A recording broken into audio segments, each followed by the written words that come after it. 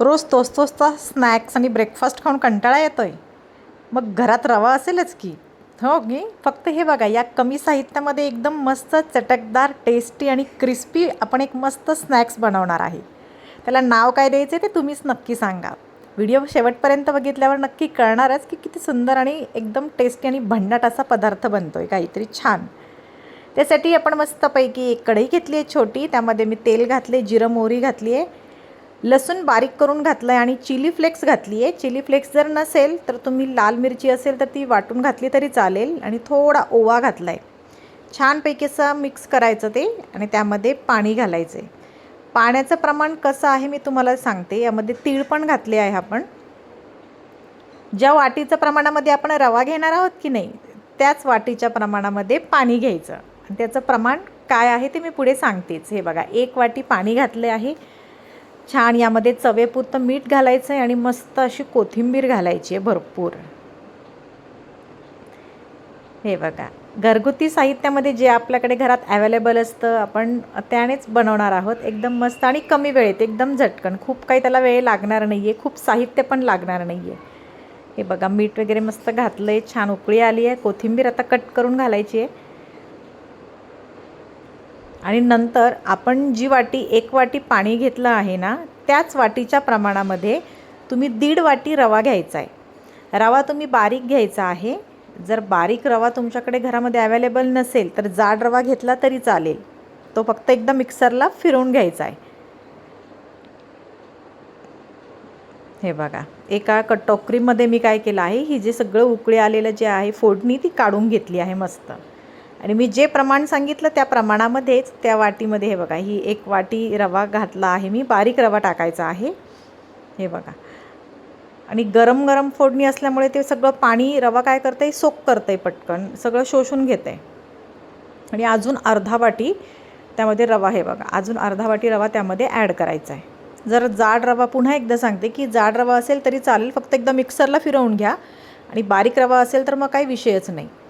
आणि छानपैकी एका चमच्याने सगळं असं ते मिश्रण एकत्रितपणे मिक्स करायचं आहे, ताकी त्याला छान फोडणी, सगळं तिखट मसाले सगळ्याचा फ्लेवर मस्त येणार. आणि गरम असल्यामुळे आपण ते चमच्याने सगळं एकत्रित छान मिक्स करून घेतो आहे. अगदी कमी साहित्यामध्ये. रवा तर सगळ्यांकडे घरामध्ये अवेलेबल असतोच, त्यामुळे झटकीपट असा कुरकुरीत आणि मस्त स्नॅक्स बनतो.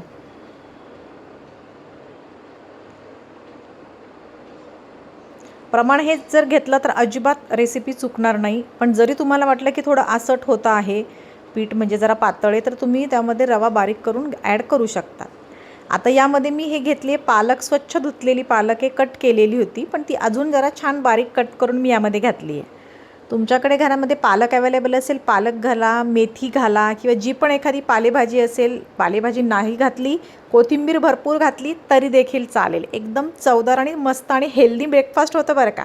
तुम्ही स्नॅक्स म्हणून खाऊ शकतात, ब्रेकफास्ट म्हणून, आणि मुलांना टिफिनसाठी पण एकदम भन्नाट आणि छान आहे.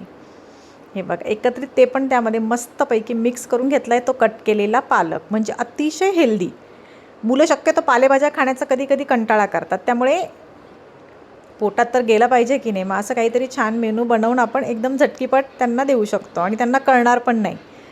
पूर्ण शेवटपर्यंत तुम्ही रेसिपी बघितली ना तर मुलांना कळणार पण नाही की यामध्ये तुम्ही पालेभाज्या ॲड केल्या आहेत की काय. हे बघा, छानपैकी असं एकत्रित मस्त थंड झाल्यानंतर हातानेच मळवून घ्यायचं आहे. मी पोळपाटावर किंवा तुम्ही ताटावरती तेल थोडं घालून मस्त एकजीव सगळं करून घ्यायचं आहे. आणि त्यानंतर मध्ये त्याचे 2 उंडे करायचे. आपण हे फक्त 1 वाटी जे प्रमाण आहे पाण्याचं आणि 1.5 वाटी रवा, एवढाच हा प्लेटभर मस्त असा कुरकुरीत छान ब्रेकफास्ट तयार होतो. हे बघा, ते घेतले आणि लाटण्याने छानपैकी थोडंसं तेल लावून घ्यायचं आहे, म्हणजे ते चिकटणार नाही. आणि मस्तपैकी पातळ, अतिशय जास्त पातळ केलं तर एकदम कडक होणार. थोडंसं मीडियम ठेवलं तरी चालतं, तरी देखील कुरकुरीत होतं.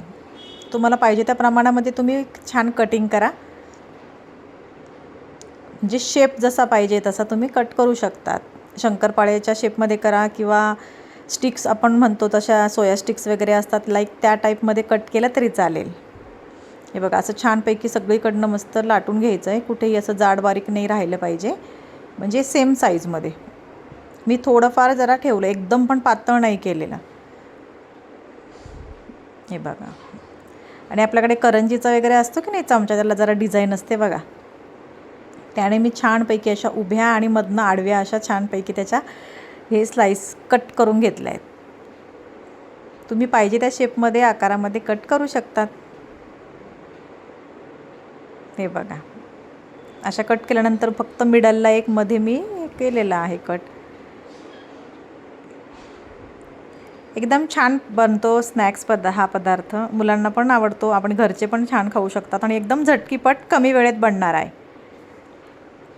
तेच पदार्थ खाऊन पण कंटाळा येतो की नाही.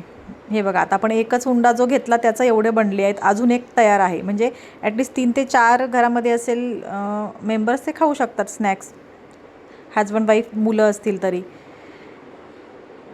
हे बघा, मस्तपैकी कढईमध्ये तेल ठेवलं होतं तापण्यासाठी आणि त्यामध्ये असे एक एक करून आपण त्यामध्ये सोडून देणार आहोत आणि बारीक याच्यावरती छानपैकी कुरकुरीत होईपर्यंत तळणार आहोत. त्याच्यामध्ये टाकल्या लगेच त्याला बिलकुल झाऱ्याने हलवायचं नाही आहे, थोडं एक थांबायचं आहे आणि त्यानंतरच तुम्ही त्याला हलवायचं आहे. हे बघा, एकत्रित सगळे छान मिक्स मागून पुढून वरतून खालून इकडून तिकडून छानपैकी तळून घ्यायचे आहेत कुरकुरीत होईपर्यंत बरं का. आणि एकदम टेस्टी आणि मस्त, असं वाटणार पण नाही की तुम्ही रव्याचा बनवला आहे पदार्थ. एकदम झणझणीत टेस्टी आणि मस्त, खायला तर एवढा भन्नाट लागतो की बस. तुम्ही सॉससोबत खाल्ला तरी चालेल किंवा टी व्ही बघत एन्जॉय करत तसाच जरी खाल्ला तरी चालेल. हे बघा, वाव. आणि तळतळत असला खवंग त्याचा मस्त स्मेल येतो. हे बघा, वा, हा बघितलं कीच असं वाटतं. आणि छानपैकी टिश्यू पेपरवर असे जेवढे बनतील तेवढे काढून घ्यायचे, म्हणजे जे पण एक्स्ट्राचं तेल असेल ते त्यावरती निघून जातं, सोक होऊन जातं. हे बघा, असे छानपैकी सगळे मी एकत्रित तयार करून घेतले. गरम गरम करतानाच तोंडाला पाणी सुटत होतं आणि मुलं तर कसली थांबतायत, गरम गरम जसं बनतं आहे तसं ते खायला घेत आहेत.